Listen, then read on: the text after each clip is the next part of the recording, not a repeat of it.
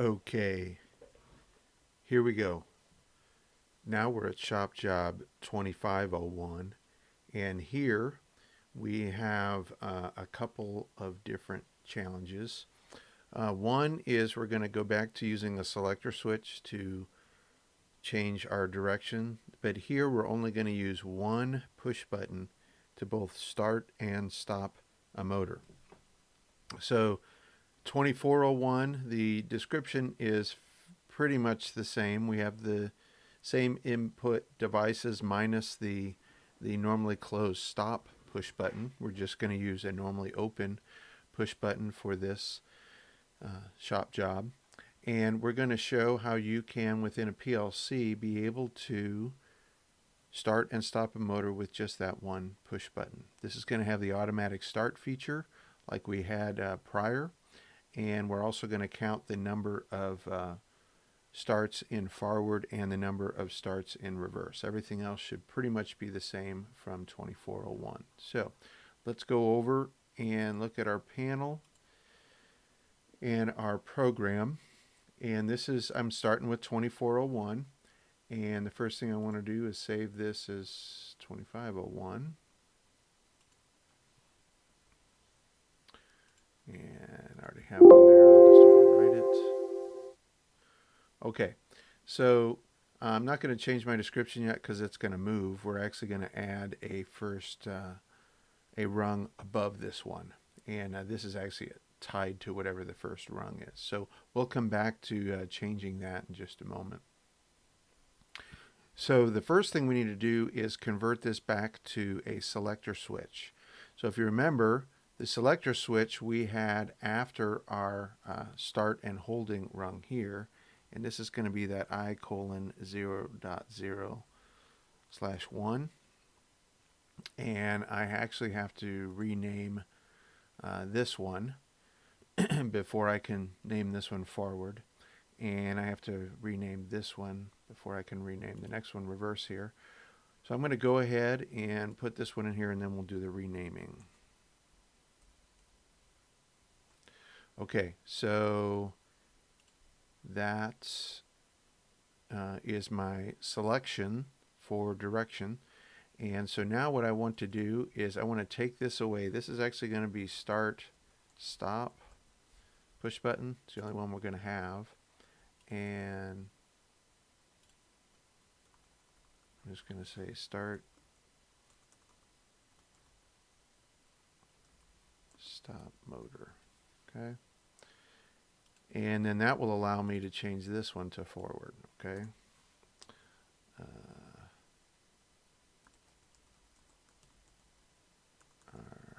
This is actually forward selection.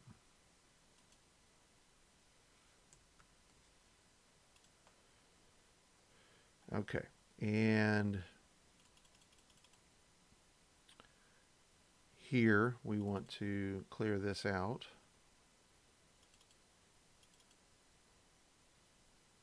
And then we'll put it over here. Oops. And this is going to be reverse selection. This will be REV. Okay, so that gets us kind of close to our selector switch, and we're going to actually do something a little bit different for our start and our stop push buttons. So we're going to we're not going to mess with that too much. Let's go ahead and add in the components, the rungs that we're going to need to mimic having two push buttons with just one. So I am going to, there's numerous number of ways to do this solution. The one that I am showing you here is the one that I think would make the most sense to a student and is the easiest for someone who comes in behind you to be able to follow. Okay. So what we want to do is we want to add a rung, and we actually want to add it before this rung. Okay, and now you can kind of see this description needs to be moved up to the top here.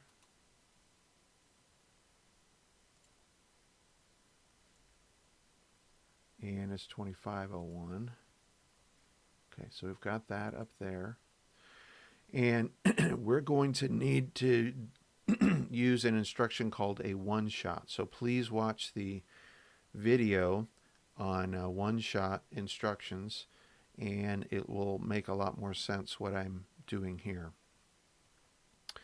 So I want this instruction actually up here, so I'm just using Control C, Control V. Okay, so I'm just copying that up there. I want this instruction here. It's going to be a different address eventually. But this start button, what I basically want to do is trap whenever it's pushed. And that's how we're going to use the one-shot instruction. So if we come over here to the bit tab, there is this OSR and OSF, one-shot rising and one-shot falling. We're going to use the one-shot rising. And we want to know when this thing is actually pushed. And you may have used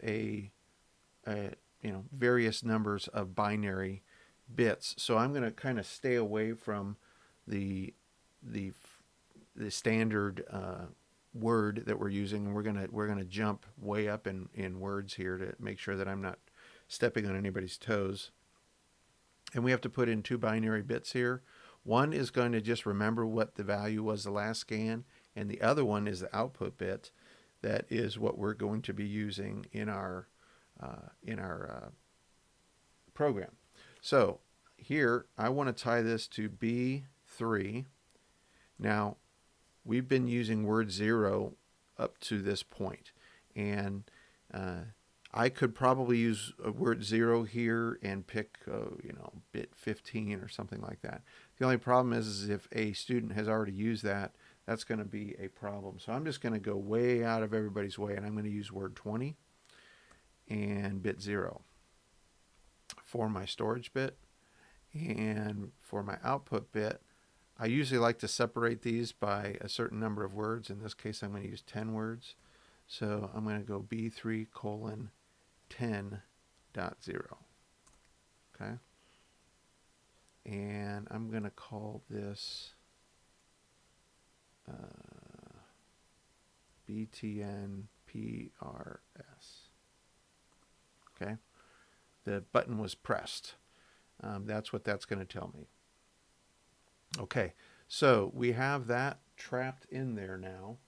Now we have to come up with a way in logic to kind of make some what I call pseudo or false start buttons and stop buttons. Okay, so I'm going to add another rung below here. Go back to my user tab and hit start rung.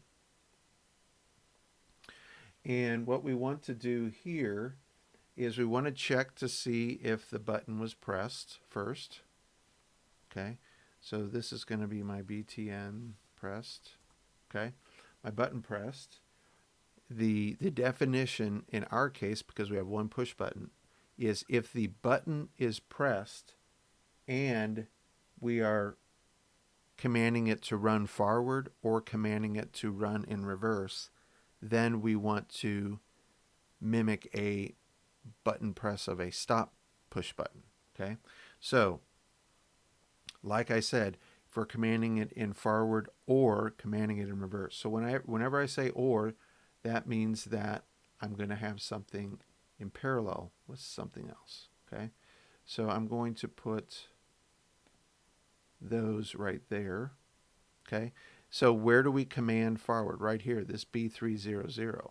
Okay, so if I command it, if I'm commanding it in forward and I push that button, then I will stop it. Or if I command it in reverse and I push that button, I want to stop it. So now I need to come up with some sort of bit that's going to be a pseudo stop button. So my output button is B310, so I'm going to stick with that word, B310. And just because my stop button, there's no other reason besides this, my stop button was at bit 4, I'm just going to pick bit 4 here. So I'm going to energize an output that is going to be B3:10/4. Okay. Now this is going to be my pseudo meaning false or fake. Okay. And I'm just going to call that P_stop. Okay. So if I push the button and I'm commanding it in either direction, I'm going to set it true for one scan, because this is only true for one scan. Okay, that's how the one-shot rising works.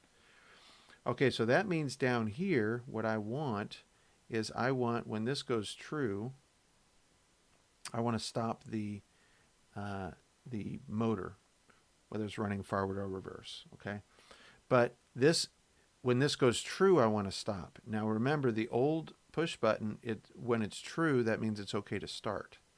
So we actually have to change this instruction to the other type.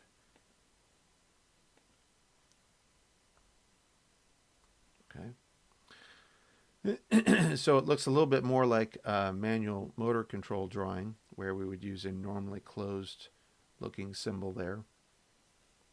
So again, if I press my button and I'm already commanding it to forward or reverse, I'm going to energize this pseudo stop.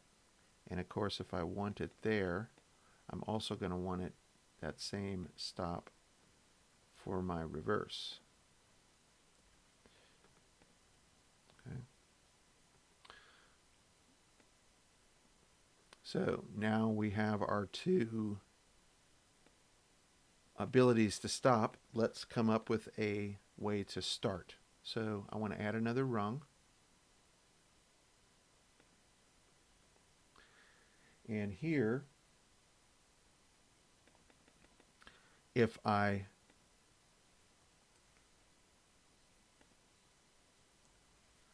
push the button and I am not, so it's basically the exact opposite. If I am not in run and not running forward and not in run reverse, then I'm going to energize a start output here.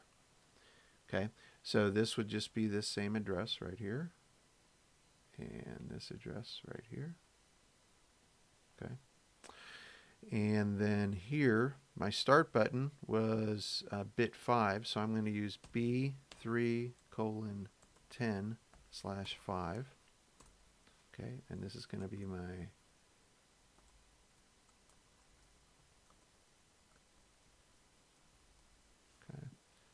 and this will be okay.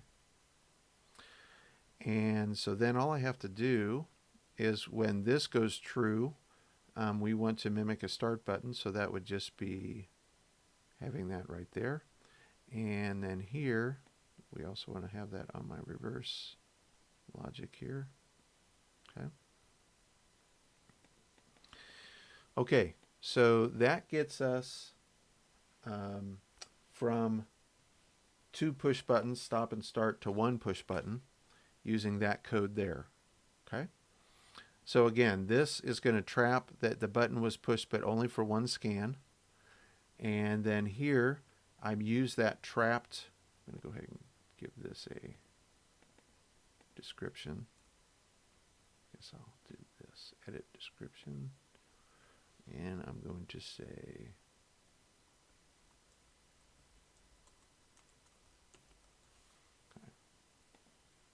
so the button was pressed and I was already running. I want to stop. In this one, if the button was pressed and I was not running in either direction, then I want to start. Okay, so that's all we did there. And now we have start and stop station. Okay, we don't need, because we don't have 2 push buttons, we don't need this mutually exclusive disablers in here, because that's already built into our selector switch. So we can go ahead and delete those. Okay. Oh. this down. Okay. And that was the other one. Okay. So now we have all the logic that we need to mimic 2 push buttons with 1 push button. Now down here we have forward and reverse. Those definitions will not have changed from 2401. Okay. And yeah, there's the reverse for storing up last reverse. Now here's what has changed. I had 2 push buttons before, and now they're the selector switches. So I want to change this to the, so this is if I was last forward, and now I am selecting reverse. So selecting a reverse would be that bit, and selecting a forward would be this bit. And we would, that would be all the changes that we need there. And then coming down here, we have the overload is the one that is blinking, and I believe I changed that for this shop job. So if we come here, the direction that we are selecting is going to flash in this one. So if the motor is in the direction change time period, the new directions light should flash until the time period has expired. So instead of flashing the yellow light, which doesn't actually give information as to what that new direction is going to be, we're going to actually be flashing the new direction. So if you were in reverse and you quickly selected forward, then the white light would flash when we're within that 8-second time period. So let's amend our 2401 here, how we implemented the lights to be for the directional lights. Okay, so remember we use the timer bit 0 to make it flash. We're gonna reuse that, and then we use the definition of direction change. So here, if we made it all the way to forward, we want the light to come on solid, or we are going to want this direction change selection to be down here along with our flashing. Now this would be for any direction change, so we need to make sure that the selector switch is in the forward position. So I'm going to add that in here where I have I:0.0/1. So if I've selected forward and I'm in direction change, this would only blink while my timer is timing. I will blink, and once I make it all the way to forward, I will then be on solid. Okay, so we can go ahead and delete this sub rung because we don't need it on the yellow light anymore, and we're going to bring it down here to our blue light.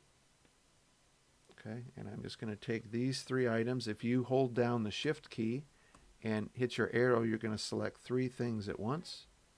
And so I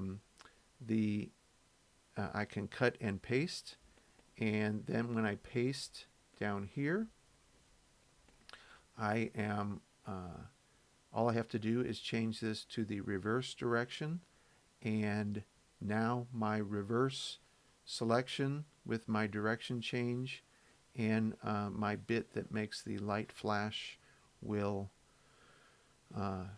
make the blue light flash. Okay, let's go ahead and check this. We'll download it,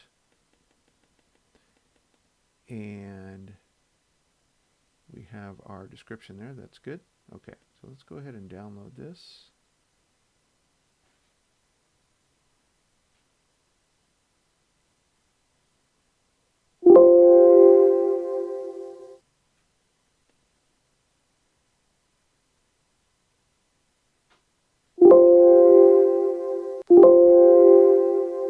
Okay, so now that we're downloaded, what we're going to do, we have over here, we have the forward direction selected.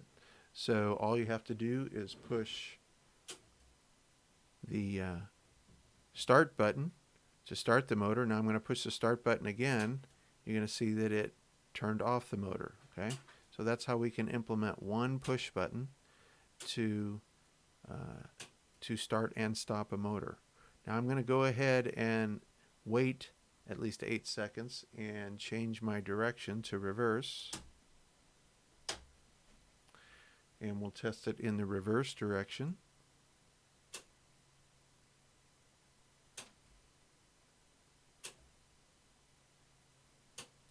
Okay.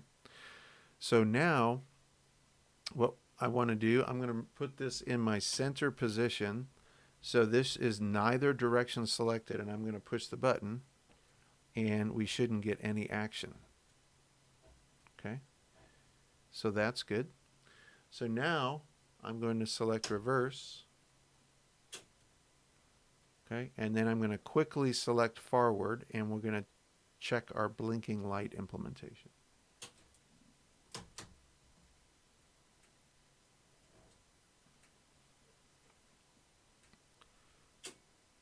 And so you saw that when we were in our wait period, it let me know that it's going to go forward when time period is done.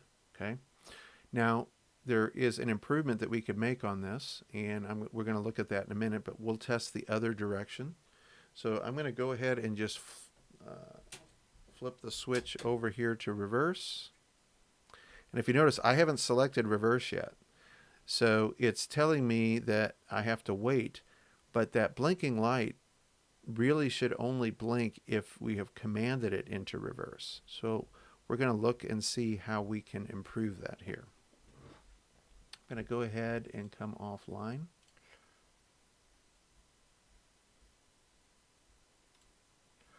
And what we did down at the direction change definition is we did it based on the selector switch being in the opposite direction. That doesn't mean that we've actually commanded it to go in that opposite direction. So what is actually a definition of us commanding it to go in that opposite direction? Well, that would be my run forward. In this case, it would be run reverse. I want this to be okay, and then this one would be run forward. Okay. Okay. So now it's not till I push the button will that light start to flash, and if it never gets pressed, the flashing will never happen. Okay, so that is an improvement over what we had before. So let's do a download here.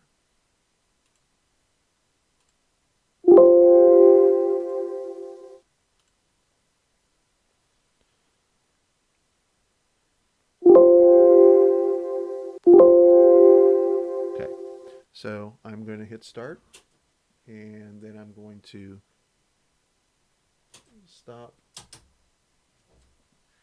And it's not till I push that start button that I get the flashing. Okay, so now I'm going to change my direction again and not push that start button. And if you notice, I don't get the flashing. It's because I haven't commanded it to go in the opposite direction. Then if we wait 8 seconds, then we can press it in the opposite direction. Okay. So now we need to check our implementation of the counting of the number of starts and stops. This really hasn't changed since the previous job.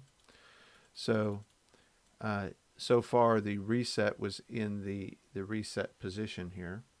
So we're going to go ahead and move that to the non-reset position, and we'll start counting now. Okay, so I have selected, so I'm going to go ahead and hit start. It shouldn't do anything, and it doesn't because up here I have not selected a direction. So I'm going to select forward, and we'll scroll up so we can watch the forward counter here. We can see them both if I do that.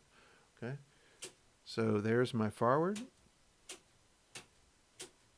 You can see we're counting the number of forwards. And now I'm going to flip it over to reverse, and I have to wait.